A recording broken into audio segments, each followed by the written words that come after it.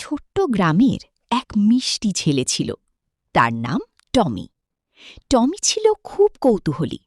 নতুন নতুন জায়গা ঘুরে দেখতে তার খুব ভালো লাগত। একদিন বিকেলে খেলতে খেলতে সে গ্রামের পাশের বড় জঙ্গলের দিকে চলে গেল। খেলতে খেলতে কখন যে সে জঙ্গলের গভীরে ঢুকে পড়েছে সে নিজেও বুঝতে পারল না।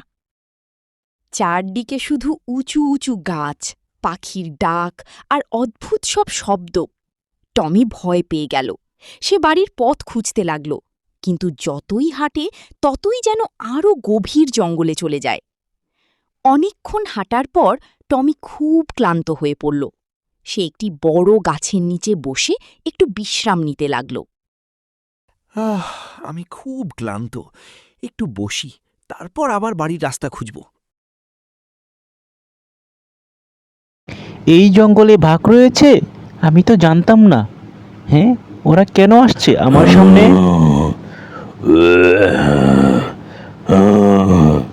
দেখো, ভুল করে আমি তোমাদের জঙ্গলে ঢুকে পড়েছি পথ হারিয়ে। আমি শহর থেকে এসেছি, কিন্তু পথ হারিয়ে তোমাদের জঙ্গলে ঢুকে পড়েছি।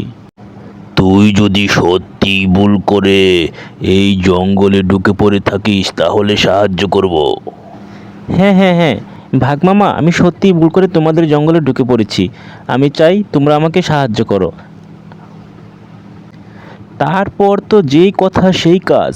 ভাগ আর মিলে দুজন মিলে সেই ছোট্ট বাচ্চাটিকে তার বাড়িতে এগিয়ে দিতে লাগলো। আস্তে আস্তে তারা হাঁটা শুরু করলো। হাঁটতে হাঁটতে তারা প্রায় বাড়ির দ্বার প্রান্তে পৌঁছে গেল। বাচ্চাটি অনেক খুশি হয়ে বাচ্চাটি ভাগকে রেখে টাটা দিয়ে দিল। টাটা দেওয়ার পর ভাগটি বলল, কখনো বড়দেরকে না জানিয়ে কোথাও বের হবে না, মনে থাকে যেন, কারণ কখন বিপদ আসে বলা যায় না।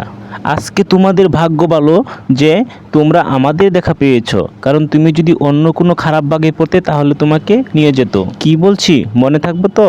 ঠিক এভাবেই এই সুন্দর ভাগটি বাচ্চাটিকে বুঝিয়ে দিল। ছেলেটির সাথে সাথে বলল, ঠিক আছে বাঘ মামা, আর কখনো আমার এমন ভুল হবে না। নতুন হয়ে থাকলে চ্যানেলটি সাবস্ক্রাইব করে দাও।